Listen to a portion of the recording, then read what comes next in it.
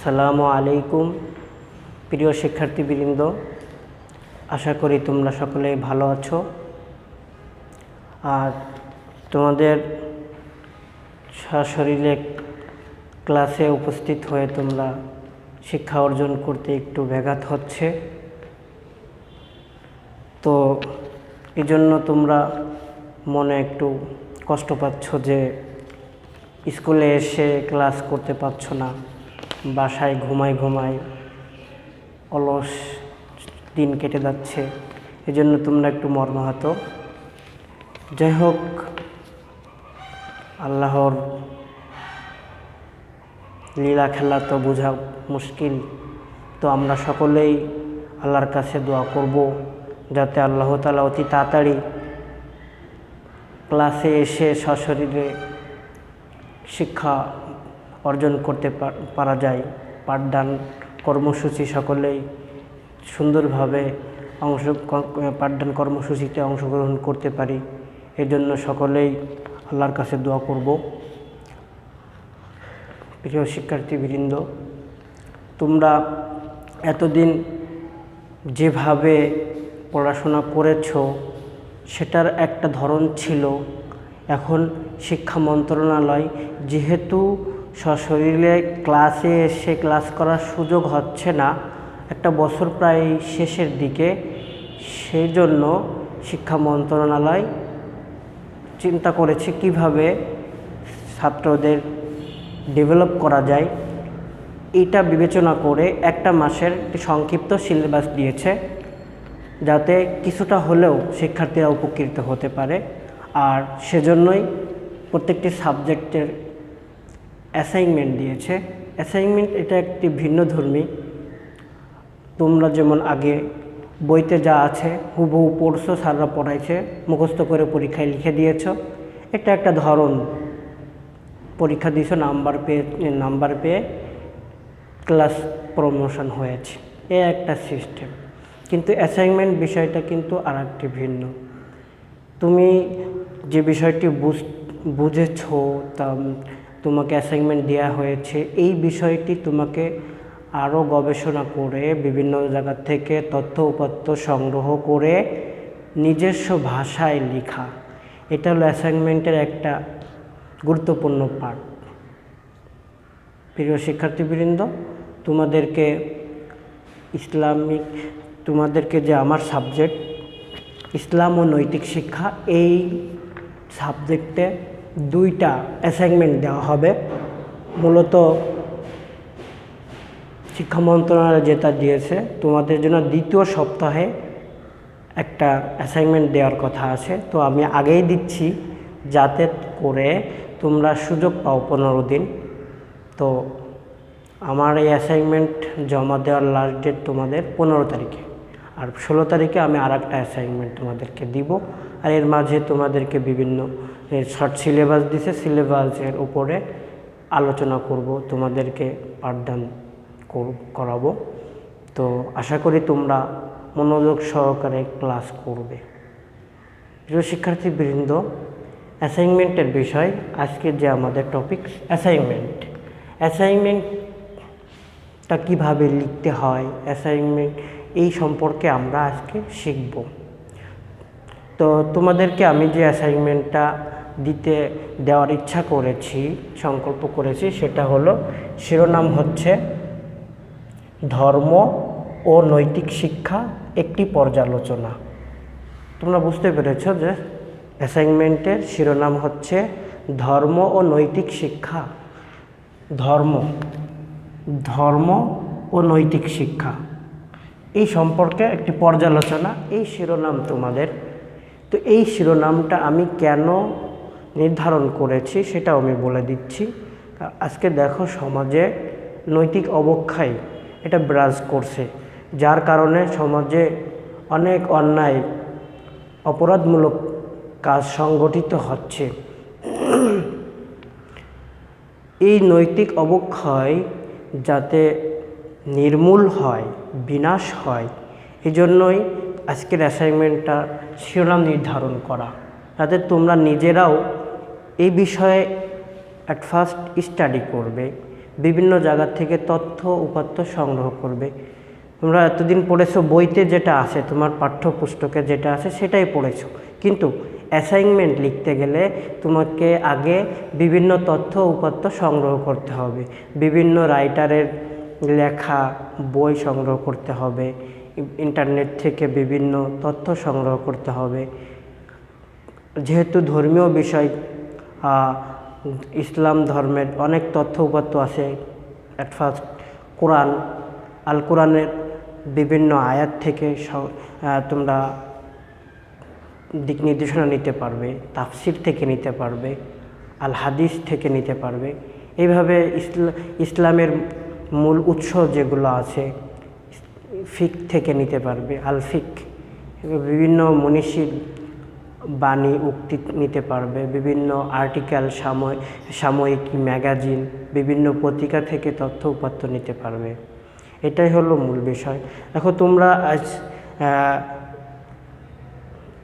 মাধ্যমিক পর্যায় থেকে অ্যাসাইনমেন্টের কথা শুনছো, কিন্তু আমরা যখন বিশ্ববিদ্যালয়ে পড়েছি তখন আমাদের প্রত্যেকটি ক্লাসের কাজ ছিল অ্যাসাইনমেন্ট।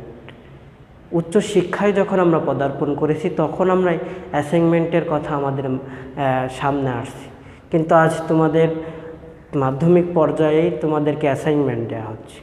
এটা তোমাদের জন্য একটি বড় পাওয়া যে তোমরা গবেষণাধর্মী কাজ করার, কিভাবে গবেষণাধর্মী কাজ করতে হয় সেই দিকে তোমরা অংশগ্রহণ করার সুযোগ পাচ্ছ। এটা তোমাদের জন্য বড় পাওয়া। প্রথমে তোমাদেরকে অ্যাসাইনমেন্ট লিখতে গেলে একটু কষ্ট হতে পারে, কিভাবে লিখব একটু নিজের কাছে বিড়ম্বনা তৈরি হতে পারে, কিন্তু না, এটাকে তোমরা কোনোভাবেই বিপরীত দিকে না নিয়ে তোমরা এটাকে সহজভাবে নিয়ে চেষ্টা করো, দেখবে এটাই তোমাদের জীবনে অনেক কাজে আসবে। রবীন্দ্রনাথ একদিনেই বিশ্বকবি হয় নাই, কাজী নজরুল একদিনেই বড় কবি হয় নাই, অনেক সাধনার পরে তারা বড় বড় কবি হয়েছেন। এবং যত বড় মনীষী তোমাদের থেকে চলে গিয়েছেন তারা কিন্তু একদিনে বড় মনীষী হন না, অনেক গবেষণার পরে তারা কিন্তু মনীষী হয়েছেন। তো আজ তোমরা মাধ্যমিক পর্যায় থেকে যদি গবেষণার কাজে যে নাম লেখাচ্ছ, অ্যাসাইনমেন্ট লিখতেছো, কিভাবে গবেষণা করতে হয়, এটাই একটা অ্যাসাইনমেন্টের উপর তুমি যদি ভালো কাজ করো তাহলে দেখবে পরবর্তীতে তুমি যে কোনো আর্টিকেল লিখতে পারো, তোমার জন্য কোনো কষ্টদায়ক হবে না। এরপরে তুমি বইও লিখতে পারবে। এভাবে একদিন দেখবে তোমার কাছে এগুলো একটা বই লেখা সিম্পল ব্যাপার হয়ে দাঁড়াবে। তো প্রিয় শিক্ষার্থীবৃন্দ, তোমরা যেহেতু তোমাদের অ্যাসাইনমেন্ট মূল্যায়ন করা হবে, এই অ্যাসাইনমেন্টের নাম্বারের উপর বেস করে তোমাদের পরবর্তী ক্লাসের রোল নাম্বার, তোমাদের পজিশন নির্ধারণ করা হবে। তো প্রত্যেকেই নিজেদের অ্যাসাইনমেন্ট নিজেদের মতো করে লিখবে, আরেকজনেরটা কপি করার চেষ্টা করবে না। হ্যাঁ, তোমরা একে অপরকে সহযোগিতা করবে, কারণ সহযোগিতা করা এটা মহৎ পরিচয়ের দিক। একজনকে সহযোগিতা করা অন্যায় কাজ না, কিন্তু হুবহু কপি করা যাবে না। তোমার সহপাঠী কীভাবে লিখতে পারছে না বা বুঝতেছে না কিভাবে লিখবে, তাকে তুমি বুঝাবা, এটা তোমার দায়িত্ব এবং কর্তব্য। কারণ একজন আরেকজনের কাছ থেকে শিখবে, এটাই স্বাভাবিক, কিন্তু তুমি হুবহু আরেকজনেরটা কপি করে জমা দিবে না, কারণ তাহলে তোমার কোনো অ্যাসাইনমেন্ট থেকে তোমার কোনো ফলপ্রসূত কোনো জ্ঞান অর্জন হলো না। কারণ তোমার ফলপ্রসূত কোনো জ্ঞান অর্জন করতে হলে নিজের মেধাকে কাজে লাগাতে হবে। হ্যাঁ, তুমি অ্যাসাইনমেন্টের কোন পার্ট, কোন অংশ কিভাবে লিখবে সেটা না বুঝতে পারো, না বুঝলে তুমি অবশ্যই তোমার সহপাঠীর কাছ থেকে হেল্প নিতে পারবে, কিন্তু হুবহু পেপার কপি পেস্ট করবে না। আর সর্বোপরি তোমাদের টিচার যিনি থাকবেন অবশ্যই আমাকে আমার সাবজেক্টের অ্যাসাইনমেন্ট যখন লিখবে তখন আমার কাছ থেকে হেল্প নেবে। আমার না বুঝলে আমাকে ফোন করবে বা আমাকে নক করবে। যেভাবে তোমাদের সহজ হয় এবং তোমাদের কাজ হয়, আমি চাই যে তোমরা ভালো শিক্ষার্থী হিসেবে এবং ভালো অ্যাসাইনমেন্ট লিখবে, যেটা মডেল হিসেবে থাকবে। অন্যান্য স্কুলের ছেলেমেয়েরা বলবে যে না, রটারি স্কুল অ্যান্ড কলেজের শিক্ষার্থীরা ধর্মীয় যে অ্যাসাইনমেন্টগুলো তৈরি করেছে সে অ্যাসাইনমেন্ট অবশ্যই একটি গ্রহণযোগ্য অ্যাসাইনমেন্ট লিখেছে, অনুকরণীয় একটা অ্যাসাইনমেন্ট লিখেছে। আমি চাই যে তোমাদের অ্যাসাইনমেন্টটা অনেক সুন্দর হোক। তোমরা তো বাসায় দীর্ঘদিন বসে আসো, তোমাদের এখন তো শারীরিক অবস্থা আশা করি অনেক ভালো, মেধাও অনেক দিন পড়াশোনার বাইরে পড়াশোনা করেছো, কিন্তু তারপরেও স্কুলে আসো নাই, আসার সুযোগ হয় নাই, যার কারণে একটু হলেও তোমরা রিল্যাক্সে রয়েছো। তো আশা করি তোমরা একটু গবেষণা করো, তোমাদের মেধাকে কাজে লাগাও, আশা করি তোমরা অনেক ভালো করবে। তো আমি তোমাদের যে অ্যাসাইনমেন্টের বিষয় বলতেছিলাম, যে অ্যাসাইনমেন্ট তাহলে আমরা লিখব, শিরোনাম আমি নির্ধারণ করে দিয়েছি, ধর্ম ও নৈতিক শিক্ষা। তো অ্যাসাইনমেন্টের সৌন্দর্যের কিছু পার্ট আছে, আমি তোমাদেরকে অ্যাসাইনমেন্টের সৌন্দর্য কিভাবে করবে, কিভাবে লেখা শুরু করবে সেটা আমি তোমাদেরকে দেখাচ্ছি।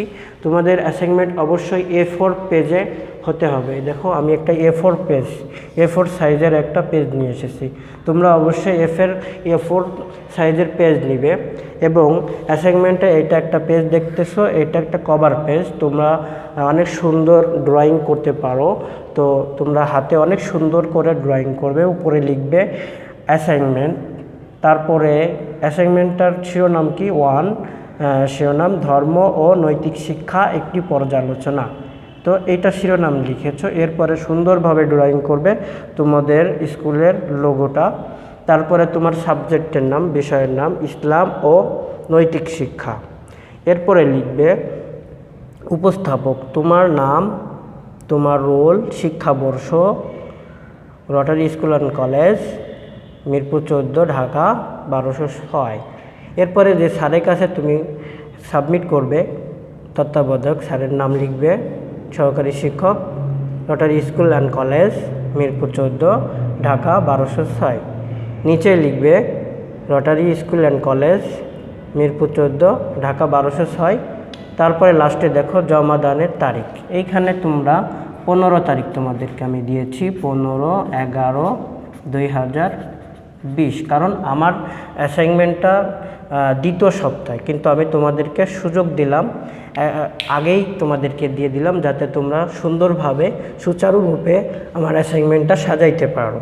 এবং তোমরা এই যে কভার পেজটা চাইলে পেজ বর্ডার অনেক সুন্দরভাবে তোমাদের যেভাবে ভালো হয়, মনে ভালো লাগে সেভাবে তোমরা কভার পেজটা তৈরি করবে। এমন ডিজাইন করবে না যেটা অন্যের কাছে খারাপ লাগে, মানে সিম্পলের মধ্যে যেটা গর্জিয়াস মনে হয় তোমার কাছে, এরকম একটি কভার পেজ তৈরি করবে। বুঝতে পেরেছো আশা করি অ্যাসাইনমেন্টের কভার পেজটা কিভাবে তোমরা তৈরি করবে। এরপরে তোমাদের দ্বিতীয় পেজে তোমরা অবশ্যই একটা সূচিপত্র লিখবে, মানে অ্যাসাইনমেন্টের ভিতরে যা লিখবে সেটা তোমার সূচিপত্রে থাকবে। দ্বিতীয় পেজের একটা পেজ নাম্বার দিলাম, মনে করো এক সাইডে দিতে পারো, মিডিলে বা শেষেও দিতে পারো, পেজের নিচে। তো আমি যেমন উপরে দিয়েছি 2 নম্বর পেজটা, এখানে সূচিপত্র। এখন তোমার সূচিপত্রের অ্যাসাইনমেন্টের ভিতরে যে আলোচনাগুলো আছে, সূচিপত্রের দিকে তাকাইলে যাতে বোঝা যায় যে অ্যাসাইনমেন্টে এই বিষয়গুলো আলোচনা করা হয়েছে। মনে করো যে প্রথমে তোমরা লিখেছো ভূমিকা, কত নম্বর পেজ, 3 নম্বর পেজ। এইভাবে আমি একটা নমুনা তোমাদের কাছে দাঁড় করিয়েছি, তোমরা তোমাদের সুবিধা মতো আরও ইনক্লুড করবে, কেমন? তো ভূমিকা লিখেছো, ভূমিকায় তোমার অ্যাসাইনমেন্টের মূল বিষয়গুলো নিজস্ব ভাষায় অবশ্যই ভূমিকায় নিয়ে আসবে। ভূমিকাটা একটা মানে একটু ব্যাপক হবে, যাতে তোমার অ্যাসাইনমেন্টের মূল কথাগুলো, টপিকসটা ভূমিকার মাঝে চলে আসে। বুঝতে পেরেছো? এরপরে থাকবে হলো মনে করো ধর্মের পরিচয়, তারপরে এইভাবে তোমার প্রত্যেকটি আলোচনা করতে হবে। লাস্টে উপসংহার। বুঝতে পেরেছো যে দ্বিতীয় পেজে ভূমিকা লিখতে হবে, দ্বিতীয় পেজে সূচিপত্র লিখতে হবে। বুঝতে পেরেছো? এরপরে মনে করো যে এরকম আর একটা পেজ নিবে, নিয়ে আরেকটা বিষয় বলি যে অ্যাসাইনমেন্ট কিন্তু প্রত্যেক পেজে লিখবে না। এইটা কভার পেজ, এই পেজ গ্যাপ থাকবে। এই পেজে লিখেছো সূচিপত্র, এই পেজ কি থাকবে, গ্যাপ থাকবে। পরে আরেকটা পেজ, মানে প্রত্যেকটি পেজের এই পেজটা গ্যাপ থাকবে, এই পেজে লিখতে হবে, এই পেজে লেখা যাবে না। এটা অ্যাসাইনমেন্টের একটা সৌন্দর্য বা এটা অ্যাসাইনমেন্ট লেখার একটা পদ্ধতি। আমরা যেমন বিশ্ববিদ্যালয়ে লিখেছি অ্যাসাইনমেন্টের এই সাইড এই পেজগুলোতে লিখেছি, ব্যাক পেজে আমরা কখনোই লিখিনি, ব্যাক পেজ সবসময় গ্যাপ রেখেছি। আশা করি তোমরা এইভাবে লিখবে। তো প্রিয় শিক্ষার্থীবৃন্দ, তাহলে আমরা এখানে বুঝতে পারলাম যে প্রথম কভার পেজ, নেক্সট সেকেন্ড পেজে সূচিপত্র থাকবে। এখন আমি তোমাদেরকে মূল আলোচনা কিভাবে তোমরা করবে সেটা আমি তোমাদেরকে একটু ধারণা দিচ্ছি। মনে করো যে প্রথমে লিখবা ভূমিকা, মূল আলোচনা 3 নম্বর পেজ থেকে শুরু করছো।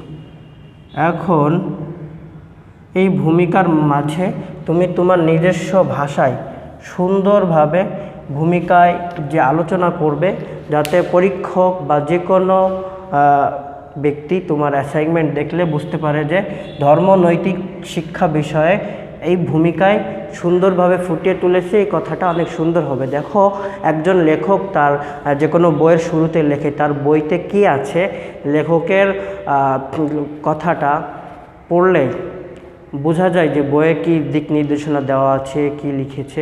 তো তোমার ভূমিকাটা এমন হবে যে ভূমিকা পড়লে বোঝা যায় যে অ্যাসাইনমেন্টের ভিতরে কি আছে। বুঝতে পেরেছ? তারপরে তুমি তারপরে যে ধর্ম বলেছি, ধর্ম মনে করো ধর্ম সম্পর্কে যখন কি করবে, এখানে ধর্মের একটা পরিচয় দিতে পারো। মানে ধর্ম বলে শুধু ইসলাম ধর্ম এখানে মিন করিনি, তোমার এখানে ধর্ম নৈতিক শিক্ষার দ্বারা আমি শুধু ধর্মের পরিচয় কেমন, এইখানে তুমি ধর্মের পরিচয় দিলার পরে, তো ধর্মের পরিচয় দেওয়ার পরে তুমি প্রসিদ্ধ ধর্মের অবশ্যই বর্ণনা করতে হবে।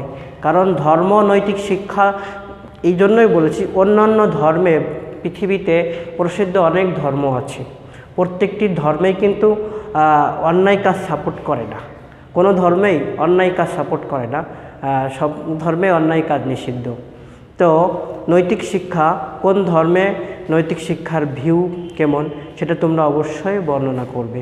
বুঝতে পেরেছ? তো ধর্মের পরিচয় দেওয়ার পরে তোমরা লিখবে যে প্রসিদ্ধ ধর্মসমূহের বর্ণনা, প্রসিদ্ধ ধর্মের বর্ণনা লিখবে। কেমন? প্রসিদ্ধ ধর্মের বর্ণনা, এইভাবে তোমরা লিখতে থাকবে 4, 5, 6, যেমন আমি তোমাদের এখানে লিখেছি। তারপরে বিভিন্ন ধর্মের তুলনামূলক আলোচনা, তারপরে নৈতিক শিক্ষার স্বরূপ, বিভিন্ন ধর্মের দৃষ্টিকোণ থেকে নৈতিক শিক্ষা, তারপরে নৈতিক শিক্ষার গুরুত্ব পর্যালোচনা, নৈতিক শিক্ষা অর্জনের সুফল, নৈতিক শিক্ষা বর্জনের কুফল, লাস্টে উপসংহার, পরিশেষে উপসংহার। উপসংহারও নিজের মাধুর্য দিয়ে একটা পরিসমাপ্তি করবে, যাতে বোঝা যায় যে তোমার, কারণ অ্যাট্রাকশন থাকলে সেই কাজটা অনেক ভালো লাগে। তুমি যে কোনো একটা গল্প যখন পড়ো, ইনটা যদি অনেক সুন্দর হয় তোমার কাছে অনেক ভালো লাগে। তো ওই যে কথায় আছে না, যার শেষ ভালো তার সব ভালো। তো তোমার এই কথা বলার উদ্দেশ্য এমন না যে তোমার শেষ ভালো না হলে তোমার অ্যাসাইনমেন্ট ভালো হবে না, এটা না, তবে সুন্দরভাবে শেষ করাটা অনেক ভালো। এরপরে অ্যাসাইনমেন্টের ভিতরে তুমি কিভাবে লিখবে, এটা তো তোমাদেরকে অ্যাসাইনমেন্ট কিভাবে লিখতেছো সেটা তো বললাম। যেহেতু তোমার ইসলামিক বিষয়, এখানে তুমি কিন্তু অনেক উপাত্ত পাবে। তো মনে করো যে তুমি যখন ধর্মের পরিচয় দিচ্ছ,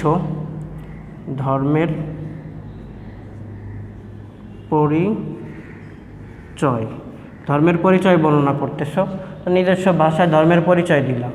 এরপরে মনে করো একজন মনীষীর মতে, মনীষী কী বলছে সেই মনীষীর নামটা লিখলা, লিখে মনীষীর কথাটা লিখে কোটেশনের মধ্যে নিয়ে আসলা। কিন্তু এখন মনীষীর কথাটা তুমি কোত্থেকে নিয়েছো, তুমি সেটা অবশ্যই ফুটনোট দিতে হবে। ফুটনোট 1, তো নিচে এখানে পেজের নিচে, এই যে পেজের নিচে তোমরা দাগ দিবা, দিয়ে লিখবা টিকা। টিকা প্রথম পেজে টিকা লিখবা, টিকা নাম্বার 1। এইভাবে কোন বই থেকে কোন গ্রন্থ থেকে নিয়েছো এখানে বর্ণনা করবে। তারপরে টিকা নাম্বার 2, এইভাবে কিন্তু একটা লেখার নিয়ম। আবার যদি তুমি করো, কোরআনের উদ্ধৃতি দাও যে মহান আল্লাহ রাব্বুল আলামিন বলেছেন,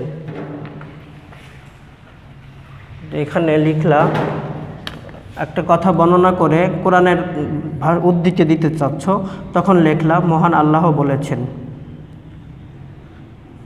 লিখলা মহান আল্লাহ বলেছেন, মহান আল্লাহ বলেছেন লিখে এখানে ইনভার্টেড কমা দিয়ে কথা শেষ করছো। কিন্তু এখানে তোমাকে অবশ্যই টিকা নাম্বার দেওয়া লাগবে 2, ঠিক পরবর্তী পেজ এরকম বা ওই পেজে জায়গা থাকলে এইভাবে তোমাকে টিকা বর্ণনা করতে হবে। বা কোনো মনীষী বা কাজী নজরুল ইসলাম বলেছেন, কাজী নজরুল ইসলামের কথা লিখতে হবে। কাজী নজরুল জাতীয় কবি কাজী নজরুল ইসলাম বলেছেন লিখে ইনভার্টেড কমার মধ্যে এটা লিখে দেবে। তারপরে মনে করো যে অন্য কোনো তোমার নিজস্ব ভাষায় তো লিখবেই। ইন্টারনেট থেকে নিয়েছো তাহলে www. যে ইন্টারনেট লিঙ্কটা থাকবে লিঙ্কটা বর্ণনা করবে, করে ফুটনোট অবশ্যই দিবে। 4 নাম্বার টিকা, তারপরে পেজের নিচে টিকা নাম্বার দিয়ে দেবে। এইভাবে কিন্তু লেখার নিয়ম। আশা করি তোমরা বুঝতে পেরেছো যে অ্যাসাইনমেন্ট লেখার ধরন। তো আমি তোমাদেরকে সংক্ষেপে আবারও বলছি যে অ্যাসাইনমেন্ট কীভাবে লিখবে, কয় মিনিট, গুরুত্বপূর্ণ বিষয় দিছেন।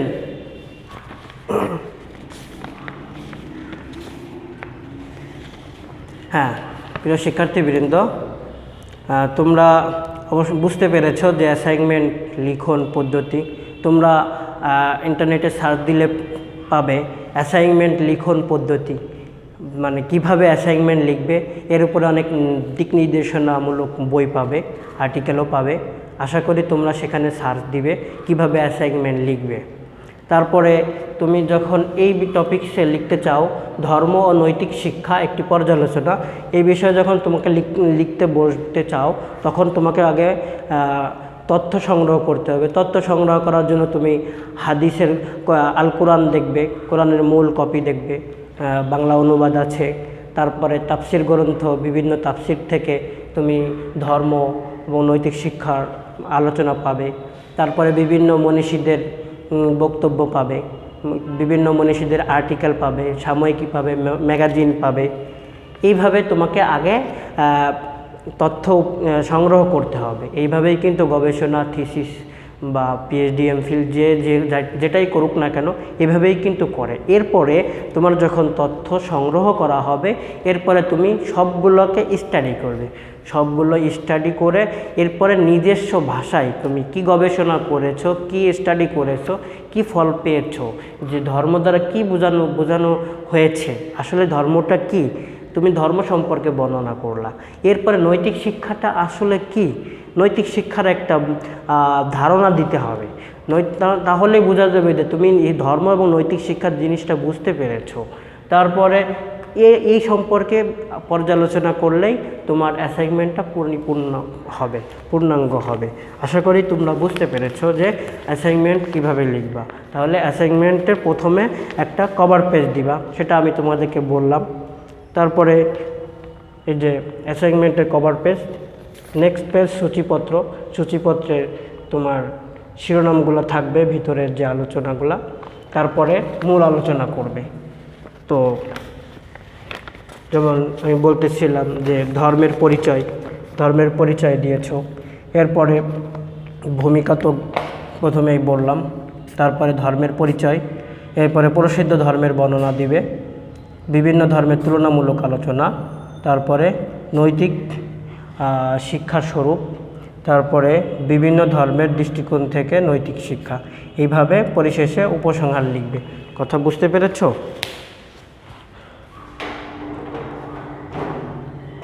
তো প্রিয় শিক্ষার্থীবৃন্দ, তোমাদের যদি কোনো অ্যাসাইনমেন্ট লেখার ক্ষেত্রে কোনো কনফিউজ আসে, মানে কোথাও বুঝতে না পারো, তোমাদের যদি কোনো সমস্যা হয়, তাহলে তোমরা অবশ্যই আমাকে নক করবে, তোমরা আমাকে ইমেল করবে। আমার ইমেল আইডিটা তোমাদেরকে আমি লিখে দিচ্ছি।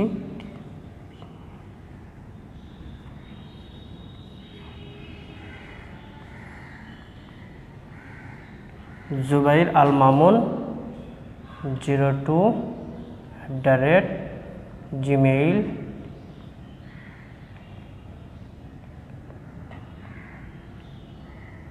ঠিক আছে, তোমরা আমাকে এই ইমেল আইডিতে নক করবে। তোমার যে কোশ্চেন থাকবে, তুমি যদি বুঝতে না পারো, ইংরেজি হোক বাংলাই হোক, তুমি সুন্দরভাবে কোশ্চেনটা লিখে আমাকে ইমেল করবে, আমি তোমাদের অ্যান্সার দিয়ে দিব। তোমাদের হাতে কিন্তু এখনও 1.5 সপ্তাহ সময় আছে। তো আশা করি তোমরা আমার ইমেল আইডিতে আমাকে নক করবে, জুবাইর আল মামুন 02@gmail.com।